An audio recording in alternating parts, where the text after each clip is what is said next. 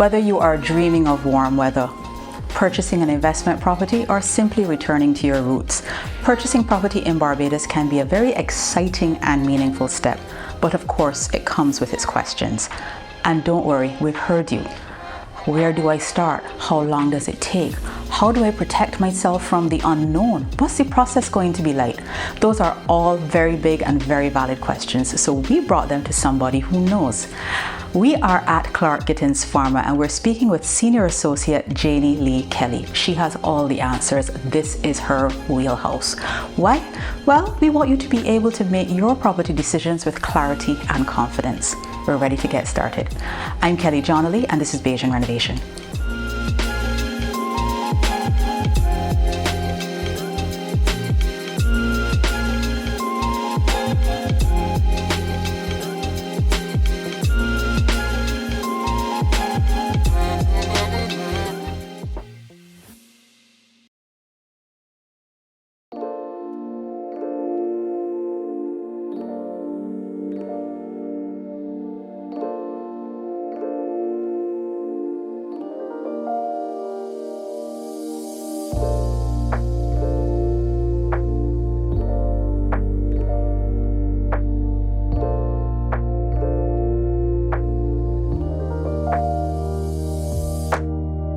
So Janielee, word on the street is that you've done a few of these transactions. Yes. This is your wheelhouse. Definitely. So just for my benefit, humor us a bit. Why are people buying property in Barbados? So Kelly, as we discussed, there is quite a lot of non-resident interest in our real estate sector.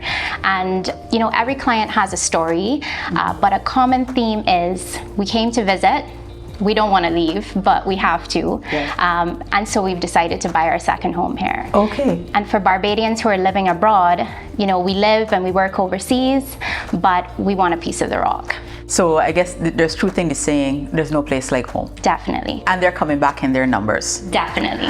All right, so since this is your wheelhouse and you're the expert in this space, I am sure you cannot walk your family gatherings in peace without someone asking you, so what's the process like? Is that a common question that you get? It definitely is, and it's one of the main questions that clients have.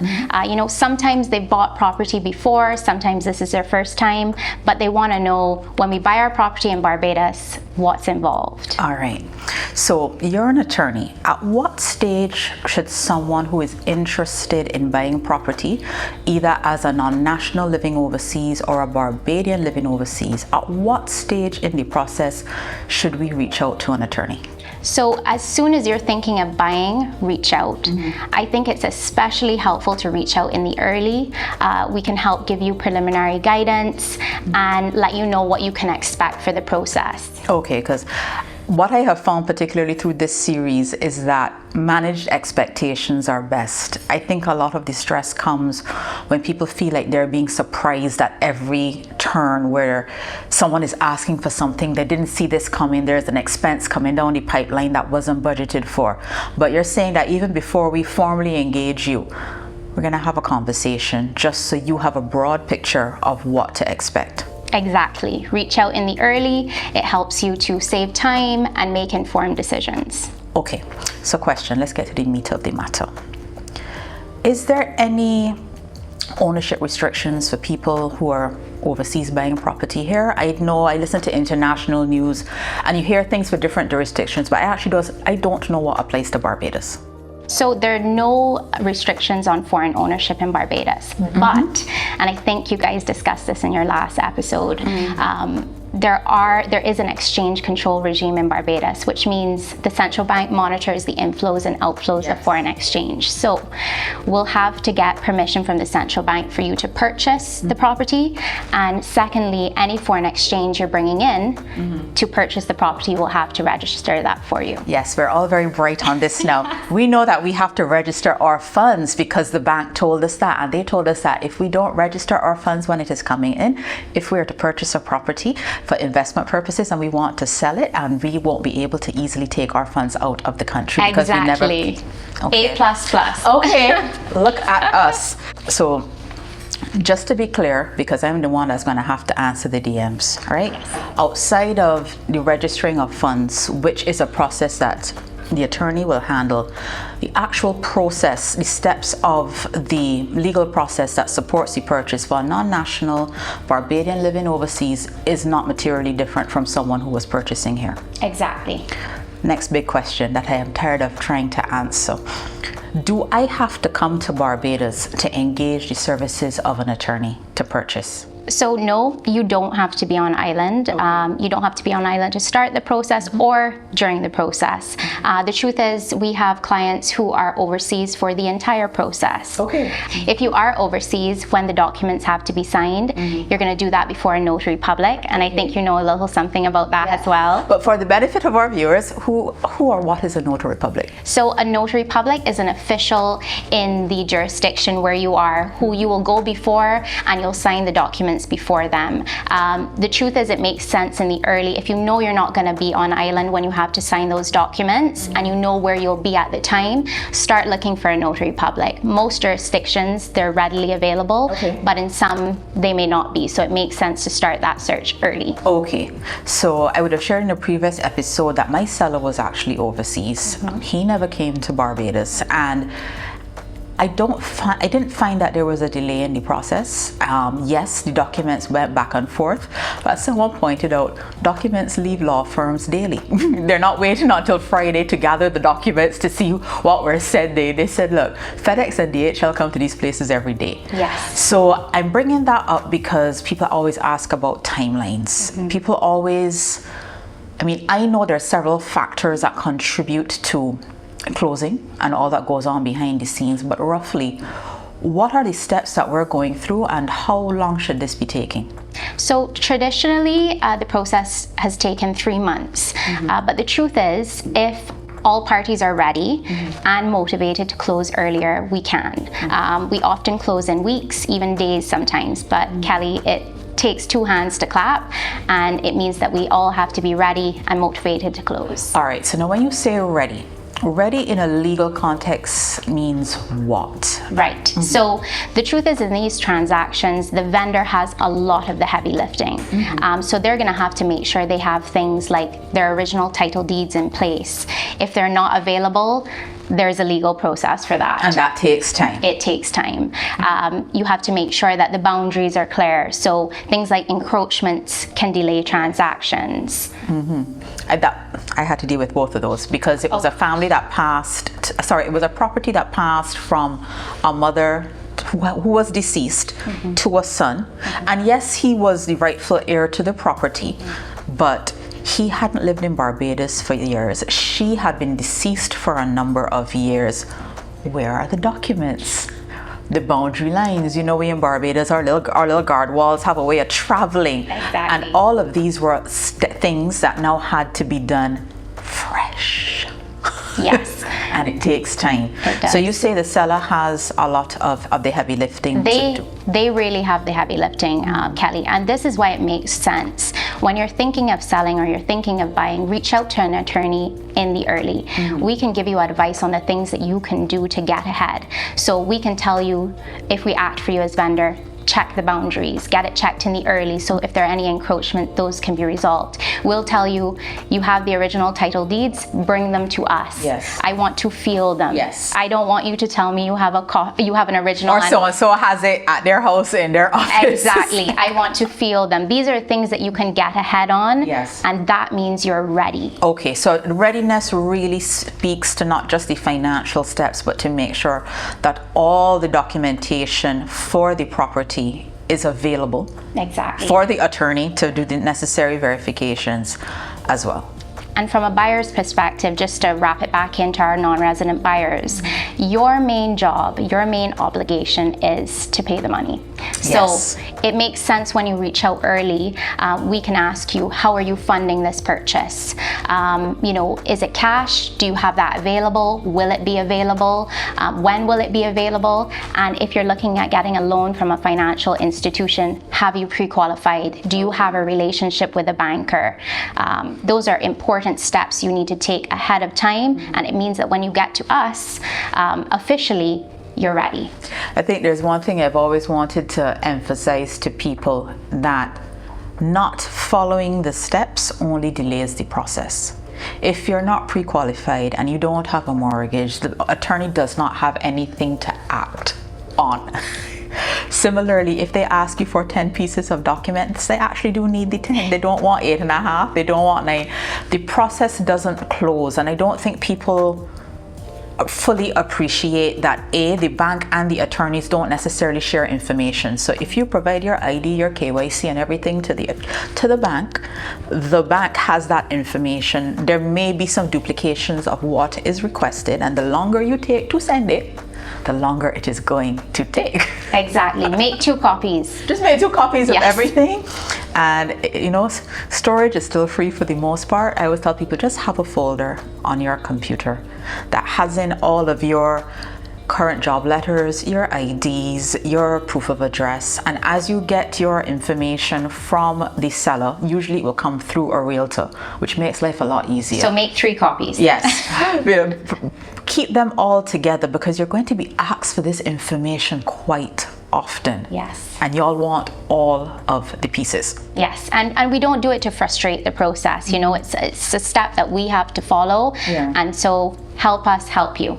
I've heard another attorney had shared with me once, similarly, you're not trying to frustrate your process, but particularly property that has passed through a number of hands, your attorney needs to make sure that that person selling the property is in a position to sell the property, because people can list anything, all right? And you might find yourself going down a rabbit hole then to find out that, this property is wrapped up in an estate matter, that it's in a dispute, that it really cannot be sold. Yes. And then you waste a lot of time, your time, and time is money. Yes. Are there any red flags or blind spots that you have found people tend to miss in the process or be surprised by when they're buying property, particularly from overseas? So I can think of a few red flags. So if you have a seller who is rushing you to pay money before there's any documentation on the table, definite red flag. If you have a seller who is unwilling to let you inspect the property, and I don't mean, due to availability. Sometimes properties are tenanted, especially when you're buying an investment property. The current seller may have long-term, short-term tenants, but I don't mean coming down to availability. I'm talking about flat-out refusal. Now in Barbados, what most people don't know is that we have what is called a caveat emptor regime. Fancy way of saying buyer beware. So essentially, when you sign that sale agreement and you pay that 10% deposit, you are locked in to buy the property as is. Yes. Say that again for the benefit of those who are looking off, those of you who are on your phones and listening to this on YouTube at the same time.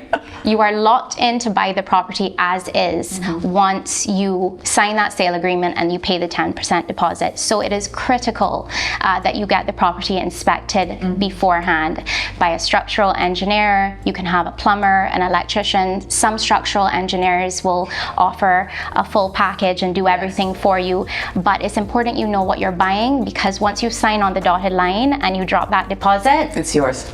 Yes. And if you're bound to buy. You're bound to buy. You're bound to buy. Anything else in terms of insurances or anything like that people need to look out for or be mindful of in the process?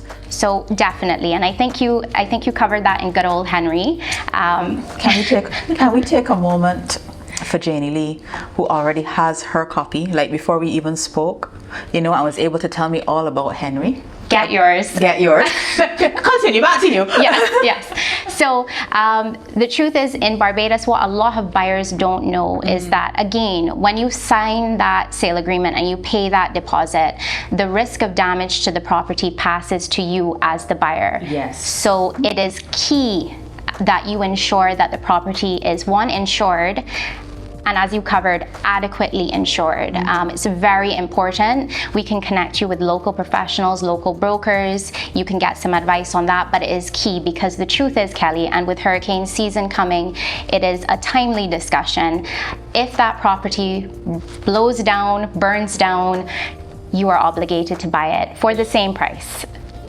It is yours. So you mean to tell me, right? So let's say I go and I pay my deposit on a property. Now, I know that the bank is usually very fast on this insurance matter, to the point that they will facilitate the insurance for you. They are making sure that this thing is endorsed to them. Like, they will call the insurance company. We're not getting any further until they see that at the very least, the amount that they are lending you is reflected in the policies. But so you're telling me that if I go and pay down on something, I do not adequately insure it, and it blows down in hurricane season, that it burns in a fire, I am now the owner of all the ashes? You certainly are. And the truth is, you make a good point, Kelly, because you're talking about where you're getting financing and you have to provide that insurance to the bank. Now, the truth is that insurance has to be provided to the bank before you buy. Yes. But we're talking about insuring even before you get there. Okay. We're talking about insuring from the time you sign that sale agreement. The first document, well, most of the time, the first document that you'll sign, official, legally binding document, from the time you sign that, the risk passes to you. So you don't actually officially own it, but you have signed the sale agreement and you've agreed to buy, you've paid your deposit. At that stage, insurance is critical. Well, okay then. Thanks. Feels great to know. Another question that I have been making a variety of answers for, and largely because I only know with regards to my personal affairs. What are the benefits of buying a property, whether it's a residential property, let's say I'm buying a home here, or I want to buy an apartment building. What are the benefits of buying it in a company? So the truth is, Kelly, this is going to be heavily dependent on your individual goals and your tax position. So this is another reason we say reach out in the early. The first thing we tell our non-resident clients and our Barbadian clients living abroad is get some tax advice. And this is not just tax advice in Barbados. This is tax advice in the jurisdiction where you're tax resident. Yes. Because this is going to partially inform whether you decide to go vest the property in a company or not. And sometimes it will inform whether you decide to go with an offshore company or just a local company.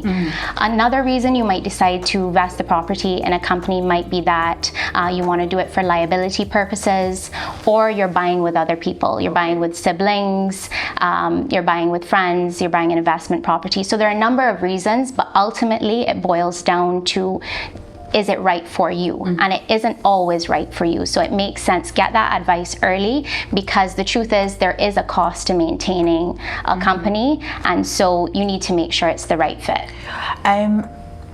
Something that surprised me, and I guess I should have known better, but I think other people are in the same headspace. Whenever we hear about things like tax advice, we just assume tax advice is for rich people. Definitely not. Because people tend to think that, oh, when you get a will, you get the will because you're rich and you have all of these assets to control. And I was very shocked last year when the bank said, look, you need to get some tax advice for your next property. And I'm like, if I pay my income tax, what are you trying to imply? And she was like, not that kind of tax advice. Yeah. She said, I'm going to invite you to consider purchasing in a company. And she would have shared some reasons based on what she knows about my portfolio. But I think sometimes we shy away from those conversations, or we make ourselves so small that you don't realize that this type of advice is not special. And it's not for certain types of people. It's advice that if you are in a position to at least heed it, the property follows you for a very long time. And when you don't set these things up properly, or at least are aware of what you're doing at the time, you can really lose the value of what you intended in the property. You could have been doing this for your children. You could have been doing this for you could have been doing this for everybody. And at the time when, let's say it's time to transfer, or where bills are due, you realize that legally the framework is not what you thought it was. So this is another thing. Structuring the sale at the outset is very important, and it's important that you tell us all of the things that you're thinking. So for example, you made the distinction there. You said, what happens if you decide to transfer it? You want it to go to your daughter. I don't know that you actually said that. Well, technically she's the only child, so there you go. So she reminds me. So the truth is, if you'd come to us, Kelly, and you'd had that discussion ahead of time, and you said ultimately you wanted this, perhaps we could structure it in a company, or we could consider your options. Because the truth is, if now 10 years from now you decide to transfer it to her, now she's a minor, so it might be a little different. Yeah. But if you decide to transfer it to her in 10 years, you're going to have a tax obligation. You're going to have to pay property transfer tax on that transfer. And those were all eye-opening conversations, because again, we assume that if I'm speaking to somebody about taxes, I have to be wealthy. But death and taxes are for everybody, apparently. They certainly are. They certainly are. We thought, and we spoke about, buying a company because of the risk involved, or if you're buying it with multiple people. I remember initially I thought that, okay, me putting it in a company is to make sure that my daughter gets it, and the banker and the attorney at the time said that needn't be your primary concern now. She said, if you're not married and you have one child, the laws of the land will govern to an extent how your property is disposed of when you pass. They said, however, and you mentioned it, it depends on your personal financial goals. They said, however, for the purpose of borrowing and debt, you are now comfortably at your debt ceiling. The business, however, is a separate legal entity. The business can buy the property. And I was like, oh. And then she said, and then the business will have to pay the taxes, which you need to know what they are. And I was like, okay, so we do have tax obligations. Yes, yeah. So yes, these conversations are not for the rich and the famous, they are for everybody. And it's quite important to have them early on, so that you aren't, going down one road and then realizing that you've taken the wrong road. Okay. Now I know you may be a little biased, but I am somewhat in your corner with this already. Just this morning, good morning, Paula, I got a message from one of our community members who lives in the UK, and I just took it as a little sign that this conversation was to happen this morning. And she wrote saying that she wants her copy of the magazine, but that she's also interested in purchasing property in Barbados, and that she has, I believe she said, her daughter or her granddaughter here already that would help. And she asked for a referral for an attorney that you could trust. And I smiled, because while I think we all would say that we don't go around swearing for people, I would tell anybody who is overseas and doesn't have what I call any business roots here, unless you already know the people that you're dealing with, go with a firm. Go with a firm. And I have my reasons for why I told her that, but people are always concerned about sending money. Yes. All right. I am pretty sure that the guardrails that govern a firm in terms of how client funds are handled will be the same for whether you're in a firm or whether you are a smaller operation or an individual. But what guardrails, I guess, does your firm have in place so that when I send my $30,000, $40,000, $50,000 down here, that 3 and 4 years from now, you and I not going to be in the paper, me trying to find back my money, okay? And I gotta come and block. So the truth is, Kelly, I can't write a check. We have an official process. When I'm requesting checks, I have to send the request to our accounts department. Yes. It has to get 2 and 3 signatures before the check can go out. So those checks and balances are key, and that's something that a firm will give you. Okay, so that you can have a little extra layer of confidence that the process for handling the funds is, for want of a better word, very well structured. Yes, you can take comfort in that. So I've gone through the property purchase process 4 times. The last time, as we were now in what I call a more complex transaction, I went with a firm. And I remember when I paid the deposit. Now, I'm happy to say that whether I was working with a firm or a individual practitioner, I've never had any issues. But when I paid that deposit, right, I must get about 6 different receipts. There was like the receipt of it being, the check being delivered, the receipt of the deposit, some slip saying, there was some slip. I was like, to the point that I started to think I paid more money. So I remember picking up the phone and said, hi, I'm just checking, am I supposed to be doing anything with this? She said, no, we're just keeping you abreast of how your funds are traveling through the system. And I was like, thanks here. I was like, it was like, so-and-so collected it, so-and-so delivered it, so-and-so signed the check, so-and-so took it to the bank. Then the bank said theirs, and I'm like, so you know where your money is. I was like, okay, so we know it's not lost. Exactly. And I think that would give anybody a peace of mind, particularly if you're not here. Yes, it gives you the utmost confidence in the system. It also doesn't hurt. I could find your office. So it doesn't hurt. Just like, yeah, hi, I'm here to see Janie Lee. Yes. Okay, so as a wrap up, any parting shots before I just try to go through the high points of what you shared with us? Anything that I might have missed that I should have asked? I think we've covered most things, but what I would say is if you're thinking of buying in Barbados, reach out early. Assemble a good team. It's so important and it makes a difference. You can save time and make informed decisions. I know what I meant to ask you. This is an expensive exercise. I know that we pay legal fees, right? How could we forget? How did we get so far? No, how are fees usually structured? So in Barbados, the legal fees are going to be based on the purchase price, and if you're borrowing from a financial institution, the amount that you're borrowing. Okay. And something that people often don't think of is that borrowers also pay the bank's attorney's fees. Yes. So typically, our fees are based on a legally mandated sliding scale.